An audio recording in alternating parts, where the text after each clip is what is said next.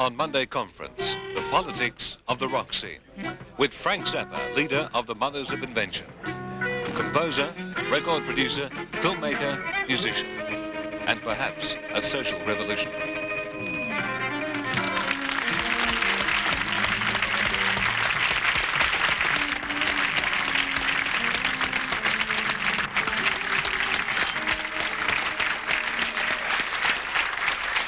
Good evening. If there is such a thing as an electric underground, a counterculture of decibels, our guest tonight amplifies all that is most in it. Frank Zappa is in Australia from the United States to give a series of concerts with his group, the Mothers of Invention.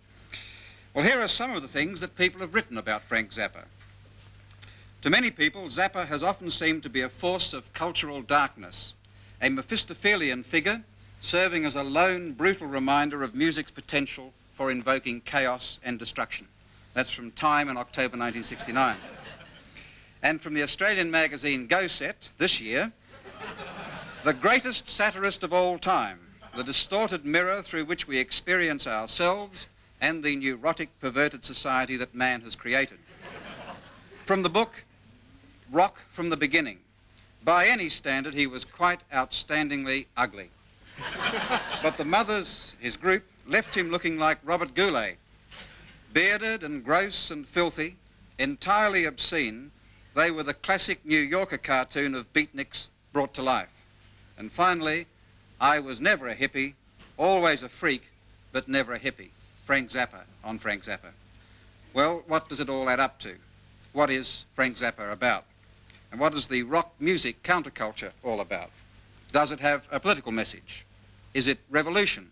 Or is it just fun, inspiration, and a lot of money?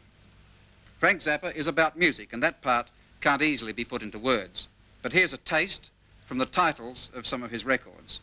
Freak Out, We're Only in It for the Money, Burnt Weenie Sandwich, Uncle Meat, Hot Rats. Well, it's hardly Tin Pan Alley, but just what is it really?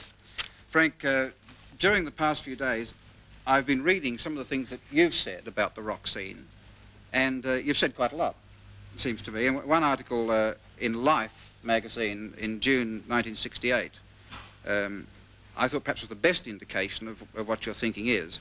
One of the things you said there is this: rock is a necessary element of contemporary society. And you said there, not that rock is just enjoyable or fun, but it's necessary. What do you mean by necessary? I think that it's a necessary outlet for the type of energy that people in the adolescent age range have to... Hello? A little feedback there. You have to have some release for that energy as you're growing up.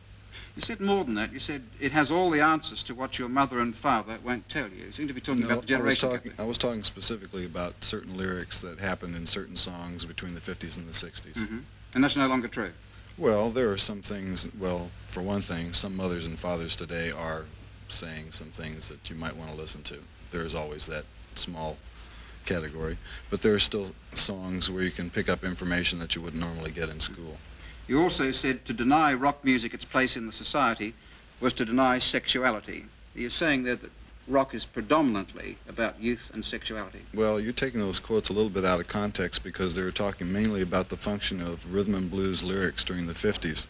And that was a much more sexually inhibited time, and certain rhythm and blues records had explicit lyrics.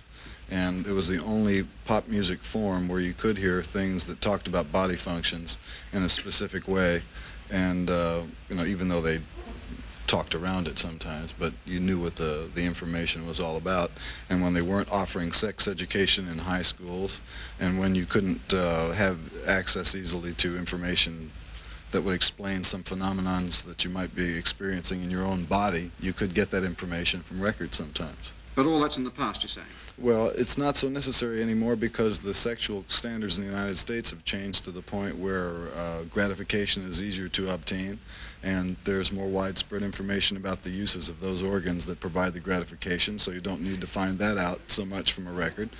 And consequently, the information that's being transmitted in the lyrics of most of the records now deals with the phenomenon that you experience if you're using drugs. So that's what one of the changes that I've seen in lyrics. Right, well, we've talked for a while. Let's watch you in action at a rehearsal in Melbourne, which we filmed on Friday. Okay.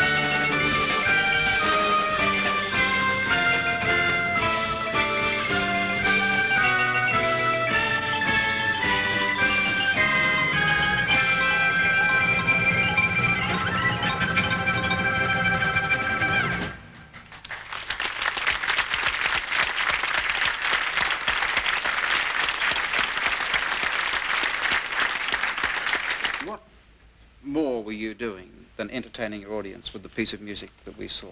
Well, it gave them a chance to hear something that they wouldn't ordinarily hear, and they have a choice if they can hear it under optimum conditions, which that wasn't. Of course. I mean, that's being played on stage in a very bad hall in Melbourne, and it was recorded with not professional recording standards, so I don't particularly admire that version of that tune, which is called Redunzel, by the way. And but if that were played under ideal circumstances, all it is a piece of music that shows interesting sectional changes and an assortment of solos where people have a chance to improvise within a set framework, just like they used to do in the old days of jazz, except that it's electric and it has a different kind of a beat to it. One of the women liked it. Well, do you ascribe any political revolutionary implications to rock? And that's using a fairly narrow definition of politics. Well, tell me what your narrow definition is. Well, I'm cutting out drugs and sex. Well, what are you including? Why I ask it is it seems to me that to ascribe any political significance to rock is to fall victim to a sort of Hollywood mentality that suggests that there can't even be political change without musical accompaniment. Oh, no, that's not true. I think that rock, in some ways, describes the mood of that mass of the population that listens to the music and that selects the music that identifies with most as being the most popular. And so by judging which records are the most popular, you can gain some kind of marketing concept of what the mentality is of the audience. Right, so it's an indicator. What does the scene look like now when you've got groups like the Osmonds, the Jackson 5, dishing up this sort of trite stuff at the moment? But see, there's always been groups like the Osmonds and the Jackson 5 and the Beatles and everybody else all down the line within the framework of formula radio. But they're getting younger. Where would it all end? What, the groups or the audience for the groups? The groups, I guess the audiences too, since they're traditionally a couple of years younger. Well, when you have a situation where radio is controlled strictly on the basis of how much money the sponsors can make from buying time on the air, and the station has to present ratings to the sponsor which show that they have the largest audience, and when they do research and find out that the thing that people want to hear most is the Osmond Brothers and whatever else, that shows you something about the mentality of the audience. Doesn't show you their age, though. Yes, Yeah. but there are stations that cater to various age groups in the United States. I don't know what your radio scene is here, but in the United States they have rock stations, they have FM jazz type stations, they have classical stations, they have middle of the road stations, and each one caters to a particular audience. And if you study the programming on each one of those types of stations, it'll give you information about the mentality of the people who ascribe to it. Frank, you were saying before that you saw part of what you were trying to do as being able to play the sort of music for mass audiences that the old jazz blues musos used to play for much smaller ones, or the same sort of experimental stuff. Do you feel at all that there's a sort of block in the way society conditions people to hear music that means that you're in fact always going to have a very minority audience that can overcome that block? Well, the only way that we're really going to be able to reach a large audience is by giving that large audience a chance to hear what we do. In the United States, we don't get our records played on the air very much, and I think in Australia, the number of times that any of our works get played on the air here is so minuscule you might as well not even mention it. So that's the first stumbling block to reaching a large audience, is just letting them hear what we do rather than hear about it by word of mouth. Yeah, but and the only other thing you can do is play it for them in a concert situation. But the normal, you know, the sort of straight and teeny bopper type reaction to Frank Zappa is, that's not music, that's just sort of loud noises.